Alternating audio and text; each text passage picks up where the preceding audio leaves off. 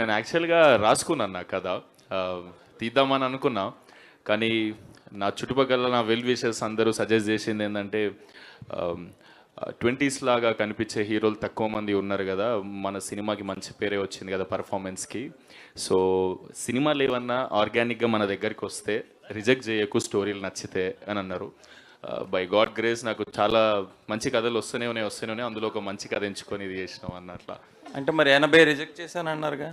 అవునన్న, చాలా కథలు విన్నా కదా, చాలా కథలు విని అందులో మంచి కథ ఎంచుకొని తీసిన అంటున్నాను. సుమంత్ గారు, ఆ 80 కథల్లో లేనిది దీంట్లో ఏముందండి కొత్తగా? ఏదో అన్న, అంటే వింటున్నప్పుడు ఎనర్జీ, పాజిటివ్ వైబ్ నాకు చాలా మంచిగా అనిపించింది. కథ చాలా ఎమోషన్స్. ఇప్పుడు నేను 80 కథలు చెప్పలేను కదన్న, అందులో ఇవి లేవని. అంటే దీంట్లో ఏమైనా కొత్తగా ఉంటుందా, లేదా అందరికి తెలిసి రిలేట్ అయ్యేలా ఉంటుందా, ఎలా ఉండవు? ఇది రిలేటబుల్ కథ అన్న.